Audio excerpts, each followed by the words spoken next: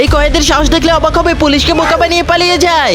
এই যে আমার ছুরি, এই ছুরি দিয়ে এখন পালিয়ে যাব। আরে এই সময় এবার কি কল দিল? আরে স্যার, স্যার বলুন। এখানে সবগুলো কয়েদির ফাঁসি হবে, তাড়াতাড়ি তাদেরকে বাহারে দাও, ভালো করে পালিয়ে না যায় যেন। সবগুলোকে বেঁধে রেখেছি, পালাবি না। আরে না, তারপরে তারা পালানোর চেষ্টা করবে, কারণ তাদেরকে ফাঁসি দেওয়া হবে। আচ্ছা ঠিক আছে স্যার, আমি চেক করতেছি।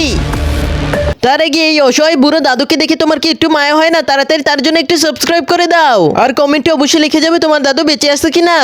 আর মনে হচ্ছে স্যার আসতেছে, তাড়াতাড়ি লুকিয়ে ফেলি। হ্যাঁ দেখি তো দড়িগুলো ঠিক আছে কিনা। হ্যাঁ এটা তো ঠিক আছে, ওটা তো দেখি। হ্যাঁ এটা তো ঠিক আছে। আরে স্যার কল দিয়েছে। হ্যাঁ স্যার এখানে সবাই ঠিক আছে, কেউ পালানোর চেষ্টা করতেছে না স্যার। আচ্ছা আচ্ছা ঠিক আছে, তারপরেও খেয়াল রাখবে কেউ যেন পালিয়ে না যায়। আচ্ছা আচ্ছা ঠিক আছে স্যার, আমি খেয়াল রাখবো। এই এখান থেকে পালানোর চেষ্টা করবি না। আরে স্যার আমরা এখান থেকে পালাবো কিভাবে? আমাদের তো হাত পা বেঁধে রেখেছেন। হ্যাঁ যদি পালানোর চেষ্টা করো তাহলে একবার মেরে ফেলবো, মনে রেখে জানো। আরে শালা তুই আমাকে এখানে আটকিয়ে রাখবে, দেখিস আমি নিশ্চিত এখান থেকে পালাবো।